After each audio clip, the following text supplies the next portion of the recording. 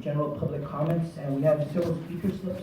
We want to let everyone know that we provide up to 3 minutes, and when you hear the bell ring, that's just to alert you to please wrap up your comments.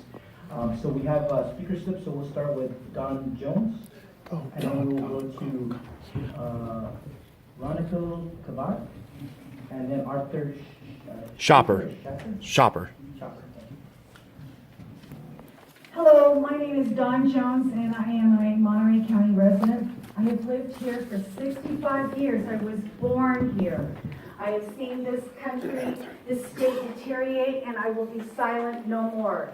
I do not like SB 54. I do not want to be a sanctuary city. I do not want to be a sanctuary county. I do not want to be a sanctuary state. I do not feel safe. I'm worried for my children, my grandchildren, and my great-grandchildren. It's not safe out there. There's people out there that are shooting everyone. You took an oath of office. You promised to uphold the Constitution of the United States of America and California, which follows the Constitution of the United States of America. I'm not asking you to do anything that is illegal or immoral. I want you to protect me. I'm just as important as the other people here. I'm asking you to protect me. I want you to opt out of 54. I want you to join the lawsuit that's suing the state of California to get out of this unlawful, illegal law. I want you to do the right thing. Please, for me, for my family, for my city, for my county, please.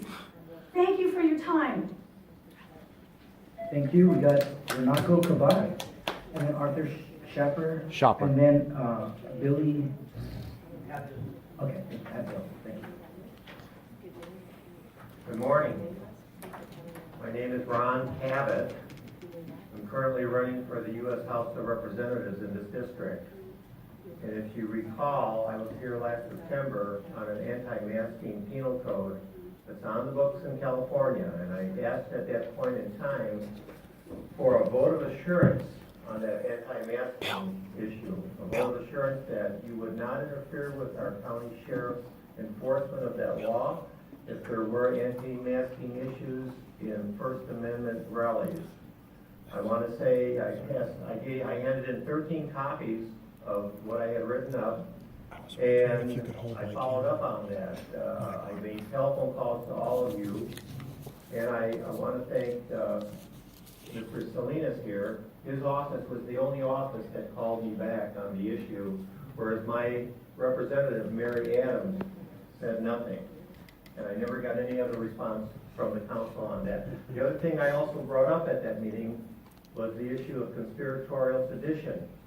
I said your pattern of voting in the past is creating a carpet, you're weaving a carpet, and that carpet may be red at a future point in time against you. So today, I'm here with a group of people who are against SB 54. And as you can see from the signs say no, no, no, sanctuary state. And on the bottom it says it's called harboring fugitives. Now you may think that there's just a few people here doing this today, but I went and I did some research, and the Institute for Governmental Studies at UC Berkeley did a sample. They did a poll. There were almost 1,100 respondents to the poll with a 2.5% margin of error. Okay? What they asked is, do you believe that local authorities should be able to ignore a federal request to hold an illegal immigrant who has been detained? If you answered no, you're basically saying, no, local authorities should not be able to ignore the federal request. So a brief breakdown here. Democrats said no, 72.9%. Independents said no, 70.9%. Republicans said no, 82%. Then by age, with the age group of 18 to 29, 66% said no. And as you go up in age, over 65%, I'm sorry, when you're over 65, it's like 88% are saying no. Then they broke it up by race, ethnicity, and Asians said no, 74.8% of the time. Blacks said no, 75% of the time. Wow. Latinos said no, 64.7% of the time. Whites said no, 79.5%. And then we get into male and female, as you discussed earlier. Okay, females, 77.1% said no. Males, 73% said no. It's within 2.5% of the reflection of the state of California. I think you Thank want to you. pay attention to it. No on SB, you should